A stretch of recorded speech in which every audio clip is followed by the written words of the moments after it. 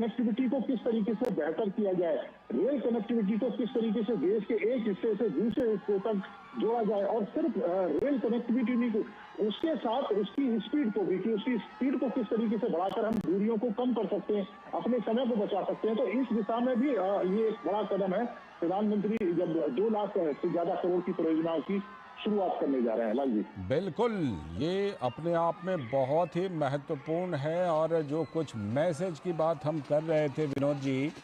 बहुत सारे ऐसे लोग हैं विनोद जी जो पता नहीं ना जाने कितने महीने से इंतज़ार कर रहे हैं कि कुछ खबर आए, लेकिन ये तस्वीरें जो हैं वो तो उनकी उम्मीदों पर क्या कहा जाए, पानी फेर रहा है, झाड़ू फेर रहा है। इस तरह की तस्वीरें जो वहाँ से आ रही हैं आंध्र प्रदेश से। लाल जी, मैं पहले नीरज की बात को थोड़ा सा आगे बढ़ा देता हूँ। बिल्कुल जो रेलवे बढ़ाइए। प्रोजेक्ट की बात आप कह रहे थे कि विशाखा, ये जो दक्षिण तटीय रेलवे जो का जो मुख्यालय की आधारशिला है, उसके साथ साथ अगर आप देखिए कि एक पूरे कॉरिडोर को एक किस तरह से ये पूरा एक बना रहा है, जिसमें आंध्र प्रदेश के तिरुपति से लेके चेन्नई बेंगलुरु औद्योगिक जो गलियारा है, जो आप कह सकते हैं कृष्णापट्टनम के जो औद्योगिक क्षेत्र है,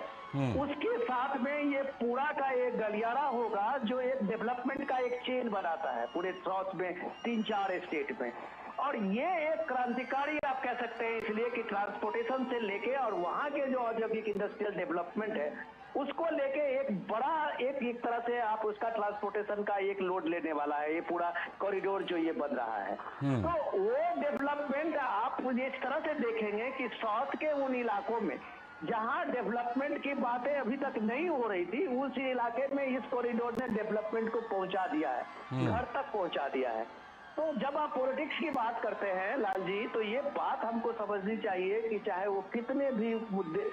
चुनावी स्लोगन हो, चुनावी बातें हो, संविधान हो, लोकतंत्र की बात हो,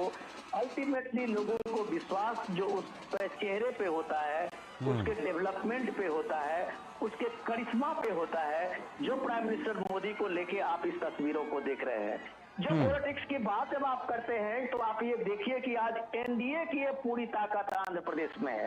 खुद प्राइम मिनिस्टर मोदी ने सबसे ज्यादा वहां दक्षिण के राज्यों में कर्नाटक से लेके और आंध्र प्रदेश में रैलियां की थी, रोड शो की थी, और वो चुनाव जो है पूरे एनडीए की वो बड़ी जीत बनी थी और एक बड़ा बदलाव वहां, राजनीतिक बदलाव सामने में दिखे थे। ये पॉलिटिकली हम इस बात को एक तरह से एक फुटेज में यूज करते हैं कि चंद्रबाबू नायडू का कभी हो सकता है, तो आप उनको ध्यान में रखना होगा कि पवन कल्याण भी उनके साथ में है। जो आप एक तरह से वहां पॉलिटिकल कॉम्बिनेशन जो है वो आज तक एनडीए के लिए इतना बड़ा कॉम्बिनेशन कभी नहीं रहा है। और ये कॉम्बिनेशन बताता है कि ये डेवलपमेंट पूरे दक्षिण के भारत के और राज्यों के लिए एक बड़ा मैसेज है कि अगर डेवलपमेंट है तो उसके लिए डबल इंजन है, अगर डेवलपमेंट है तो उसके लिए एक परिकल्पना और संकल्पना है, अगर डेवलपमेंट है तो सिर्फ चुनावी वादे और चुनावी तिक्रम से बात नहीं होती है, एक ठोस इंफ्रास्ट्रक्चर बनाना पड़ता है।